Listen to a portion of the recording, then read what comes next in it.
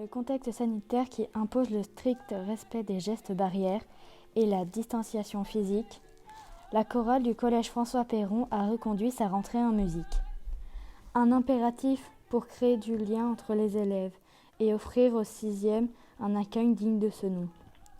Nouvellement nommé dans l'établissement, M. Viraud tenait à ce que cet événement soit maintenu, quitte à procéder aux ajustements nécessaires pour respecter le protocole.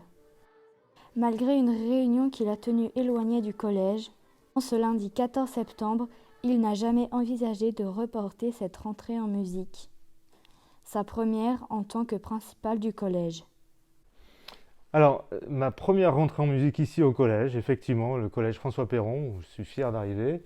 Et c'était pour moi une curiosité de cette rentrée en musique, parce qu'il fallait déjà mettre en musique cette rentrée. Et alors, c'était facilité par le soutien, l'appui de Madame Cor, qui est l'enseignante musicale ici, de l'éducation musicale, qui m'a tout de suite tout expliqué. Et j'ai été très séduit par le projet. Voilà, je savais qu'il y avait une chorale qui fonctionne bien ici. Donc j'ai fait entièrement confiance à Madame Cor, hein, elle a saisi ce moment, voilà, pour proposer aux élèves de se produire devant leurs camarades. Et ça, pour moi, c'est essentiel. Se produire devant les camarades, c'est aussi exister. C'est exister par la culture, c'est exister par avec une note positive, quoi, hein, voilà.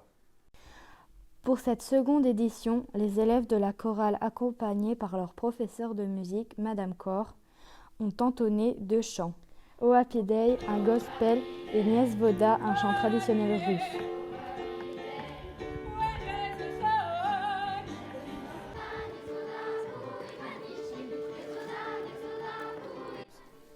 Écourtée par rapport à l'édition précédente, cette rentrée en musique a demandé une organisation rigoureuse.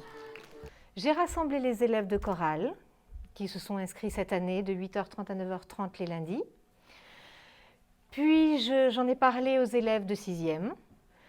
Nous nous sommes entraînés un petit peu la semaine dernière et puis pendant une séance de 40 minutes aujourd'hui, le temps d'expliquer aux élèves comment tout allait se passer, comment ils devaient se comporter, quels éléments ils devaient apporter à la musique, leur interpréter moi les chansons, la pratique vocale, l'échauffement vocal, ce que nous appelons les vocalises.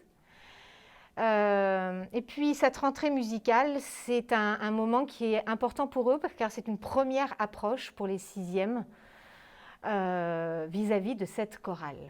Voilà. Et un but quand même très très important, se présenter lors d'un spectacle pour l'établissement scolaire, chanter devant les autres, c'est pas évident. Avec la bonne humeur, avec de l'énergie. Donc voilà, on a préparé tout ça ensemble avec un bel investissement de la part des élèves. Très bel investissement de leur part.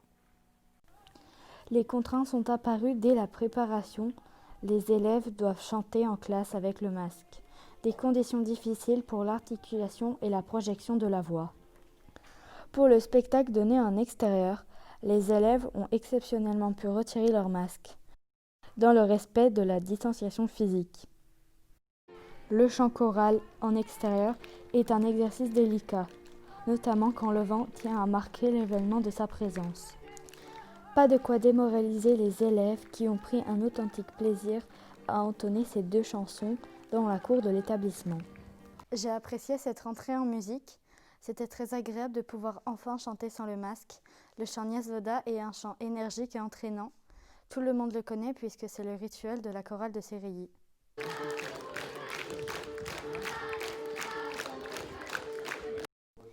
Créer du lien était définitivement la priorité de cette rentrée post-confinement.